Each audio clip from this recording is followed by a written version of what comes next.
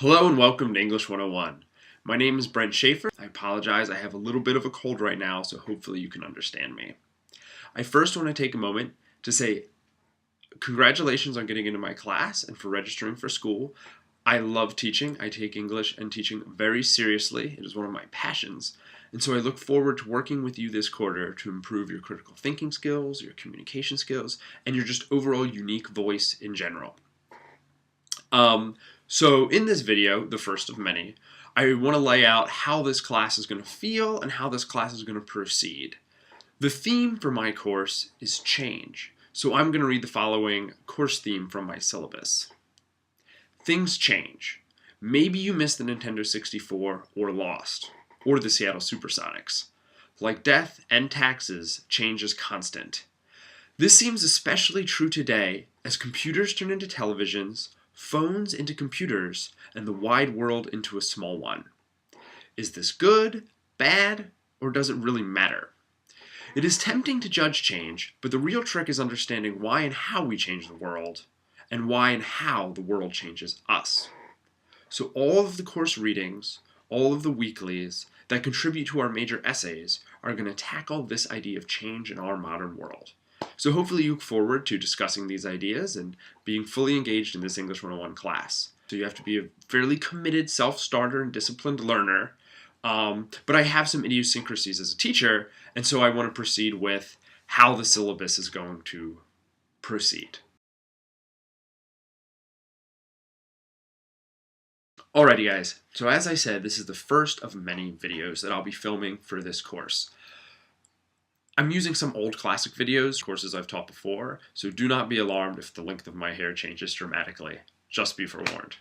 Alright, so the first thing I want to talk about is the syllabus. Hopefully you've read it. It is a 7-page magnum opus. I worked hard putting jokes in there, so definitely read it. You have to do the syllabus quiz to show me that you're, comprehending, the rules and parameters of this course, and you'll have to get that into me. But I do want to explain it a little more so that we both feel more comfortable with what my expectations are and what your expectations are. This is a portfolio class first and foremost. And if you've never taken a portfolio class before, you may be in for a little bit of a culture shock. The reason I teach writing as a portfolio class is because writing is a process that takes time and space to create new ideas and reflect upon them and develop them. Writing is not just about execution and precision. So you can't really test writing. You need to give a student time to grow and think and produce. Writing is a process. So the process points are a hefty part of this class, and I really want you to take away the importance of process in writing. You don't just sit 3 hours before essays due, knock it out, and ace it. That's really not writing. I used to think it was. I was kind of a bad student. I'd eat coffee beans and stay up all night, but that did not create good essays. You've got to write rough drafts and revise and revise. So therefore, the grading is a little different because I believe so much in process. This class is first and foremost about the learning, not the earning. I understand you want to get a good grade. I want you to get a good grade. A good grade represents you learned something. But I don't want to put the cart ahead of the horse. I want you to learn first and foremost, and I want you to grade to reflect your learning. So, a portfolio class removes the kind of execution and expectation of the grade as judgment. I once had a teacher tell me that grades are a one-word conversation, that a teacher gives a piece of writing a grade, it's a C. There's no room for discourse, there's no room for the writer to improve it, it's a done dead deal. And in writing, nothing's done or dead. You can always revise.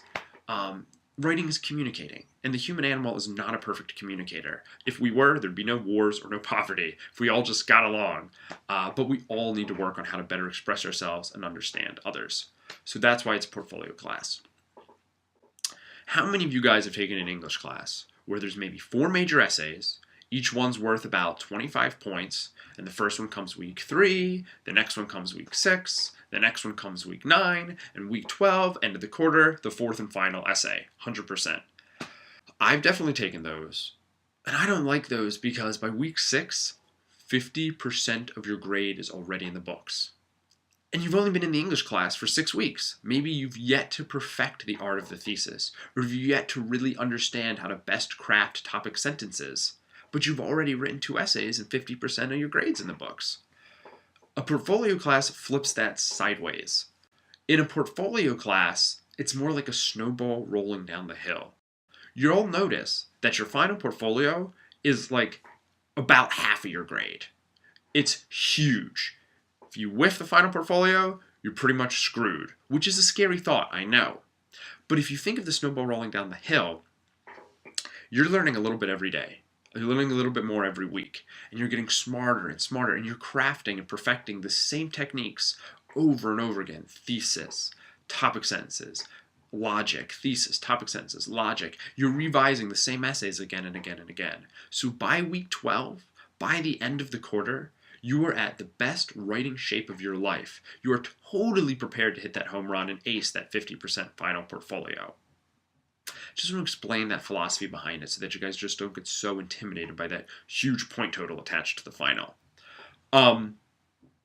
So all the little weeklies, all the participation is all there, not as busy work.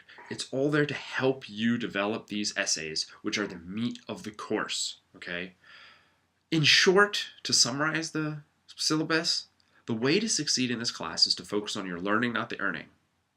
To focus on good communication. Use the online Q&A to ask questions that you think other people might have. If you just email me a kind of class-wide question, I'll just answer you. But maybe there's 20 other students thinking the same thing. Communicate well, participate fully, and really focus on your learning, because I'm really focusing on my teaching.